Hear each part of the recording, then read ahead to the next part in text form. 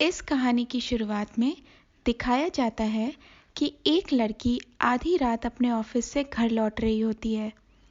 क्योंकि उसे कोई टैक्सी नहीं मिलती, इसलिए वो पैदल ही घर जा रही होती है। तभी एक आदमी अपनी वैन उसके बगल में रोककर उसे लिफ्ट देने का ऑफर करता है, मगर वो लड़की उसे मना करके आगे बढ़ जाती है। पीछे से उस वैन में कुछ अजीब आवाजें आने लगती हैं।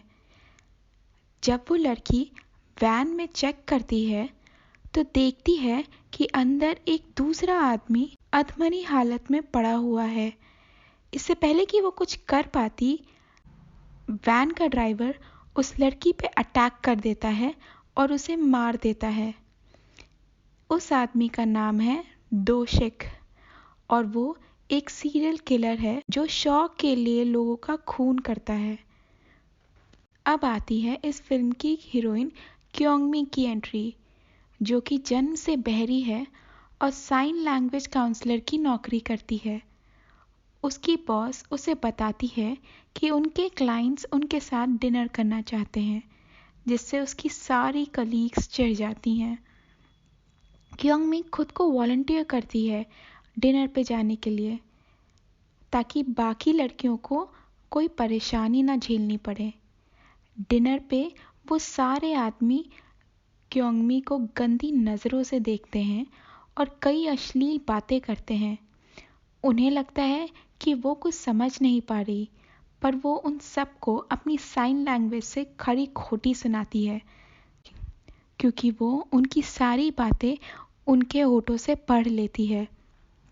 इस कहानी की अगली किरदार है सो जंगयून, जो अपने बड़े भाई जोंगटक के साथ रहती है और दोनों अनाथ हैं।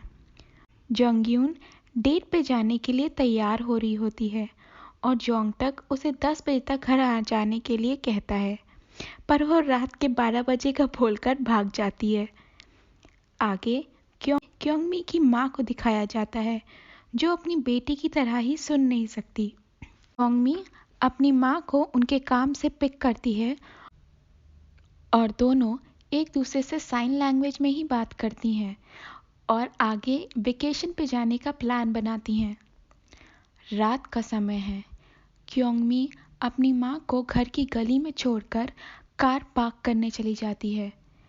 गली में चलते चलते अचानक पीछे से डोशिक उसकी माँ पर हमला करने आ जाता है, लेकिन उसी वक्त जोंगयून भी अपने घर को लौट रही होती है। उसे देखकर डोशिक रुक जाता है और सोच में पड़ जाता है कि दोनों में से किस पर हमला करे। फाइनली वो जोंगयून को मारने का फैसला करता है। क्योंगमी अपनी गाड़ी पार्क करके अपनी माँ के पास आ ही रही होती है कि तभी उसकी तरफ एक हील्स उड़ के आती है।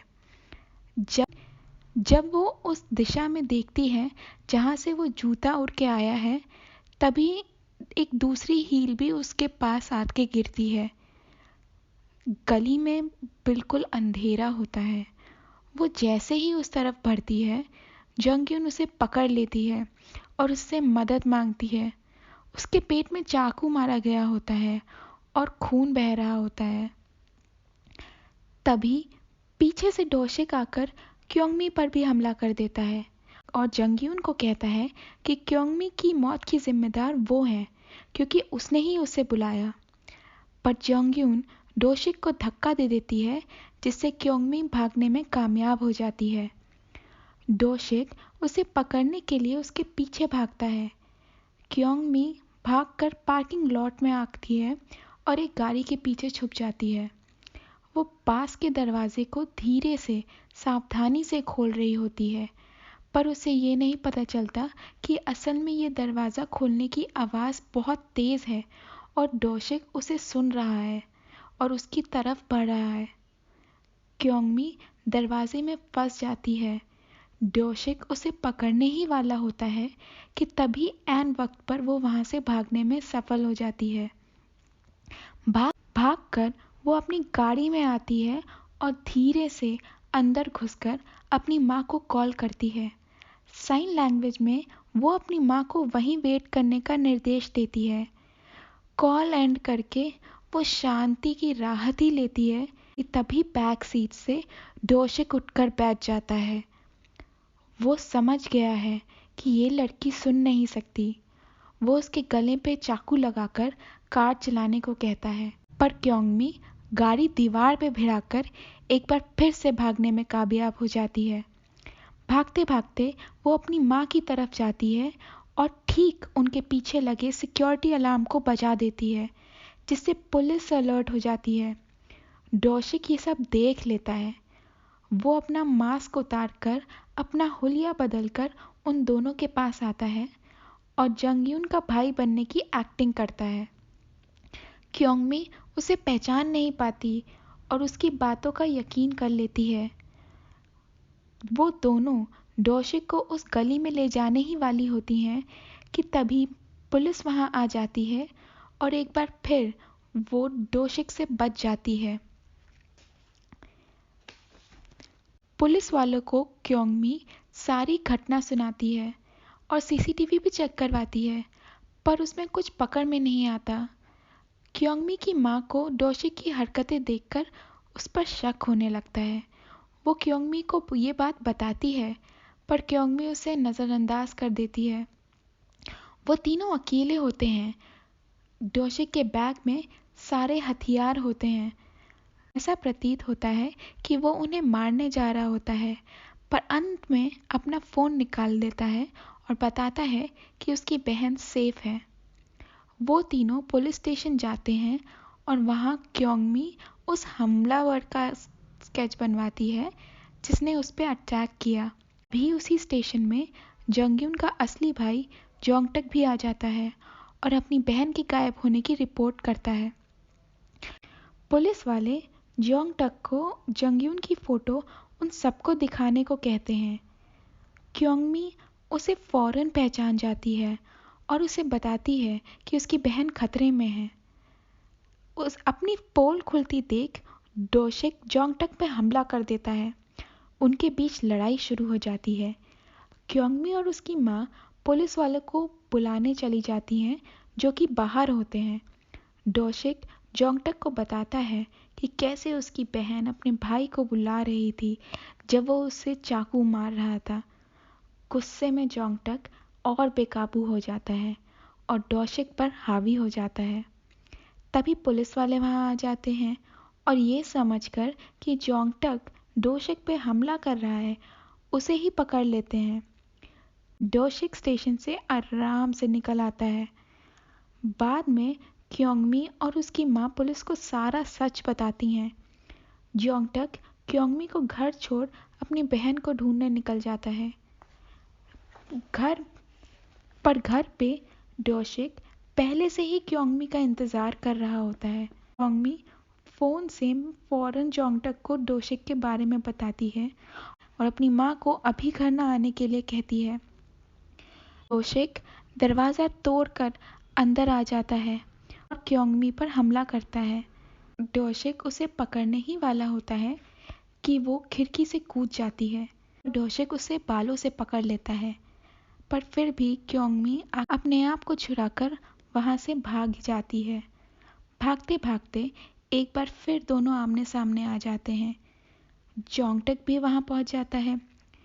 डोशिक उसे एक ऑफर देता है कि अगर वो क्योंगमी को घर जाकर उसे कॉल करे तब वो उसे उसकी बहन की लोकेशन दे देगा, पर बदले में क्योंगमी को वो मार देगा। उसे ये तय करना है कि वो अपनी बहन और क्योंगमी में से किसे चुनेगा, क्योंकि उसकी बहन के पास वक्त बहुत कम है। जोंगटक वहां से चला जाता है। जब वो डोशिक को कॉल करता है तब डोशिक उससे यही कहता है कि वो किसी लड़की को मुसीबत में कैसे छोड़ सकता है और आखिर वो भी उसी की तरह है, इसलिए वो उसे कुछ नहीं बताएगा। वो क्योंगमी को मारने ही वाला होता है कि तभी क्योंगमी उसकी आंखों में धूल फेंककर भाग जाती है। भागते भागते वो जंगयून से टकराती है, जो वैन से निकलने में सफल हो जाती है। दोनों डोशिक से छुपते हैं। क्योंगमी उसे अपना फोन देकर अपने भाई और पुलिस को बुलाने को कहती है। और खुद बाहर आकर डोशिक का ध्यान भटकाती है। वो डोशिक को अपना पीछा करवाकर शहर की भीड़ की तरफ ले जाती है। जोंगटक और उसके जंगयून तक पहुंच जाती हैं। जंगयून उन्हें बताती है कि क्योंगमी किस तरफ गई है और उसने उसे कैसे बचाया। भीड़ में पहुंचकर क्योंगमी इशारे से सबसे मदद मांगती है, पर उसके हाथ में चाकू देखकर सब डर जाते हैं और कुछ और ही समझकर उससे दूर हो रहे होते हैं। ये चाकू डोशिक से झड़प में उसके पास आ गया था। डोशिक सबके सामने उसका भाई बनने की एक्टिंग करता है और बताता है कि उसकी मानसिक हालत ठीक नहीं है। कुछ पुलिस वाले क्योंगमी को उसे ही सौंप देते हैं। डोशिक एक गली में क्योंगमी को ले जाता है और उसे मारने ही वाला होता है कि तभी जोंगटक वहां आ जाता है और दोनों के बीच एक बार फिर से लड़ाई शुरू हो जाती है। डोशिक बेहोश होने की एक्टिंग करता है और पीछे से जोंगटक पे वार कर देता है। डोशिक उन्हें बताता है कि वो किसी न किसी की जान तो जरूर लेगा। उसका इशारा क्योंगमी की माँ की तरफ होता है, जो उसे पता है कि आसपास ही है, और वहां से भाग जाता है। क्योंगमी उसके पीछे भागती है। इससे पहले डोशिक उसकी माँ तक पहुंचे, वो चाकू लेकर उस तक पहुंच जाती है। डोशिक उसका एक बार फिर मजाक उड़ाता है कि उसने खुद को ही चोट पहुंचा ली। क्योंगमी ने चाकू खुद ही को मार लिया होता है, मगर जानबूझकर, ताकि लोग डोशिक पे शक करें। भीड़ इकट्ठी हो जाती है और सभी डोशिक को कातिल समझ लेते हैं। डोशिक अपनी प्लानिंग को ऐसे फेल होता देख पागल हो जाता है और सब पे अटैक करने लगता है। वो दोबारा क्योंगमी को मारने के लिए आगे बढ़ता है, पर जोंगटक उसे रोक लेता है। वो उसे फिर से मारने के लिए जब उठता है, तब वहां मौजूद पुलिस वाले उस पर गोलियां चला देते हैं और उसे खत्म कर देते हैं। आगे हम देखते हैं कि क्योंगमी, उसकी माँ, जंगयून और जोंगटक साथ में वेकेशन करते हैं और अब सब कुछ पहले की तरह ही नॉर्मल हो गया है।